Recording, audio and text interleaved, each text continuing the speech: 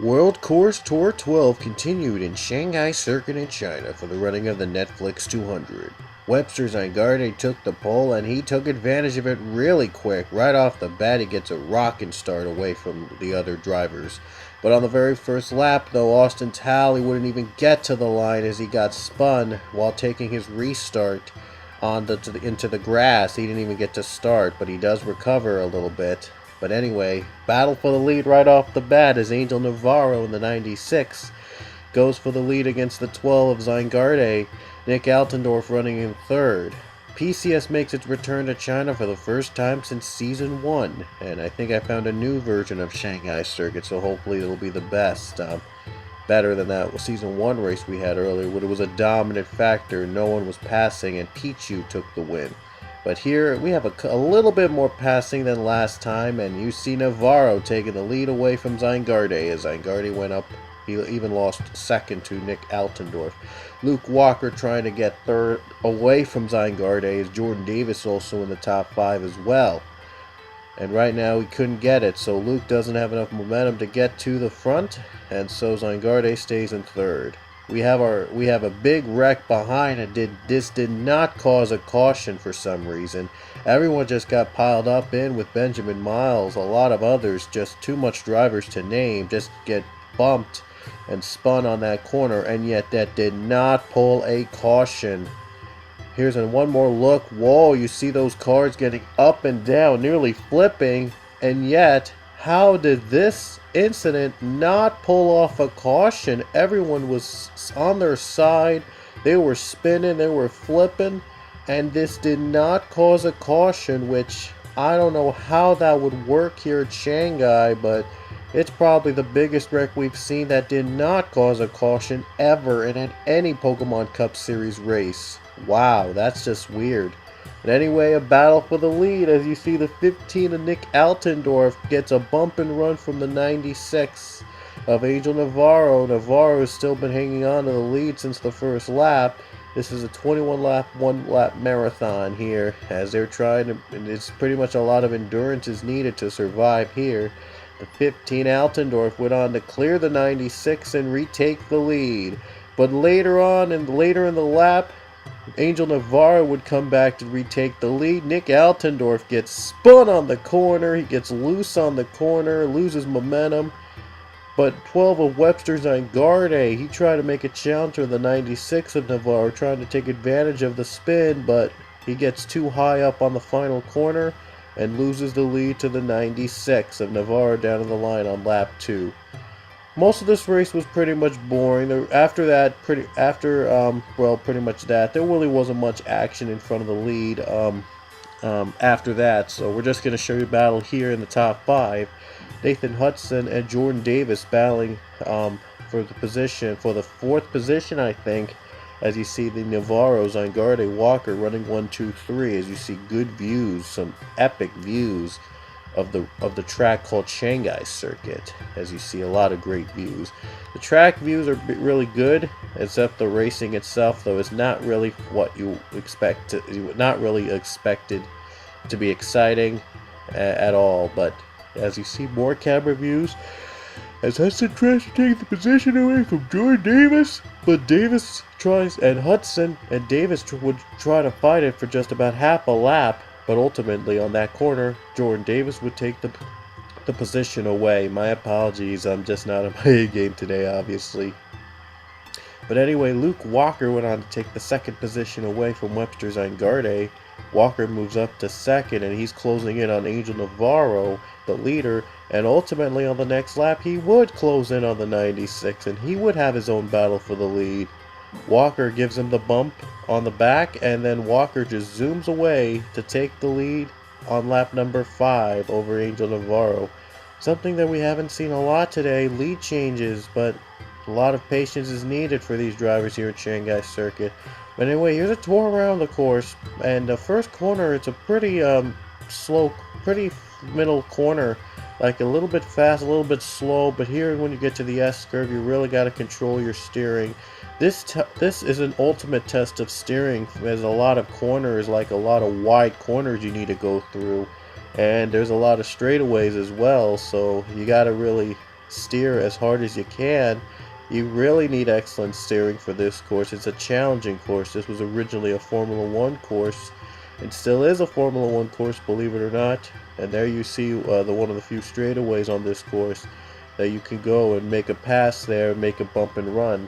And there are a lot of U curves and S curves. There are a lot of curves all around, and again, you really need to have the steering, the proper steering, in order to make it through this course.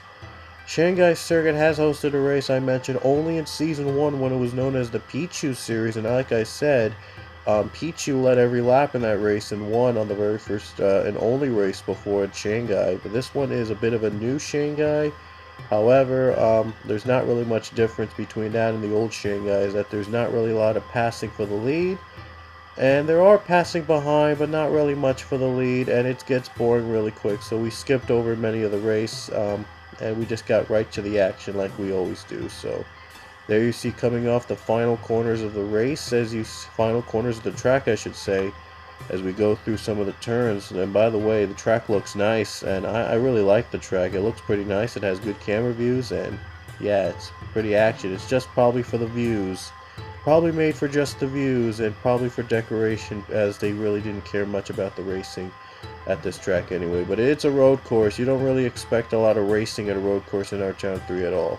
But anyway, there you see, we go down the final corner and we take the start-finish line at Shanghai Circuit. That's a tour around the Shanghai Circuit. And now we had pit stops just a couple laps later. Luke Walker went on the pit. Ian Dutt, as you see, he came out first out of anybody else, but Luke Walker was able to get out in time in front to come out first on pit road. This was during the green flag, by the way, and Luke Walker ultimately would win the pit stop battle. This is another track where pit stops are really glitched up because the drivers got stuck on pit road later in the race. I skipped over some of the races. While I was skipping, we saw Jordan Davis battle for second, and he getting second away from Angel Navarre. But then a mysterious caution came out on the middle of the lap with just 5 laps to go. I tried to look back at what the caution was, and well, I couldn't find what the caution was. I guess the caution came out either for debris on the track, or I guess it wasn't exciting enough, and they wanted to make other drivers get a chance to take the lead. So on the restart, Luke Walker took the lead, but Jordan Davis in the one machine, who was running second, who passed Navarre for second earlier, while it was like skipping over, because this race was boring for the most part. You see the one getting the lead away from Luke Walker. Luke trying his best, trying to get through the one, trying to keep his lead. And he's got 2 lap cars behind him, the 90 of Avi Sachs, who, by the way, is his final race under his part-time contract. I didn't probably mention Coffey was racing in Montreal, but it was supposed to be Avi Sachs racing. Like I said, Avi Sachs' race. This is his final race under his part-time contract. And next race after this, Jacob Lawler will be taking over for the next 4 races. And then after that, the finale at 349, Charles Sanford will be running in the 90 machine. But you see the 90 Sachs just didn't really consider Luke Walker. He just wanted his lap back, and he didn't care for the leaders. As you can see, he passed both Davis and Luke Walker. Sean Harple, the 31, I think was trying to help the one of Davis, and sure enough, Jordan Davis clears the 3 of Luke Walker. And now he has to battle with the 90 of Avi Sachs. Sachs an expert at road courses, so he's using his expertise for the final time this season to compete against the one, even though he's a lap down. No chance of winning. And Jacob Lawler will take over his ride in the 90 for the next 4 races next week. But Jordan Davis still hanging on through all trial and error, and he would lose it to the 90, but it won't matter. He gets too high up. Luke Walker has a chance to take that lead back as Jordan Davis got high up with just 4 laps to go. Luke Walker trying to find an open lane he could use to take the pass, and he does find an open lane, but does not get enough speed to challenge the one of Jordan Davis. And you see Davis, even though he's on the high side, He still got the preferred line. By the way, I do keep that line because it just looks nice at a track, and I figured that that's the best line any driver could take. It's just pretty much act as a guide for the drivers for which line to take. But most of the time, they don't really take the line perfectly. But it's just the preferred line, the best possible line in that track. I just always keep it in the races because I just want to. I feel like it. But anyway, Luke Walker still trying to fight with Jordan Davis for the lead, but Jordan Davis would squeeze him off, and Luke Walker would try to battle against third. Now he has to battle to keep second against Nathan Hudson in the 43, who is on the lead lap, and the 96 of Angel Navarro.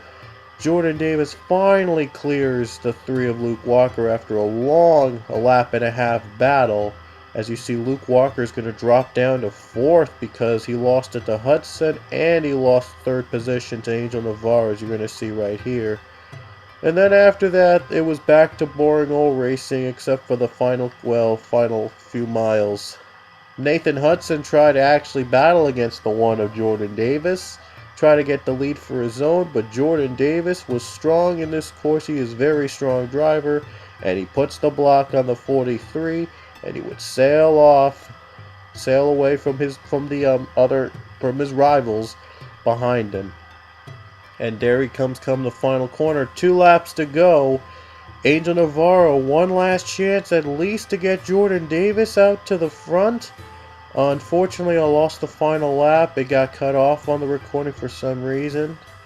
But Jordan Davis is going to hold him off. The 96 of Navarro hard charge. No other challengers would come into play. And coming off the final corner, Jordan Davis gets the win here at Shanghai Circuit.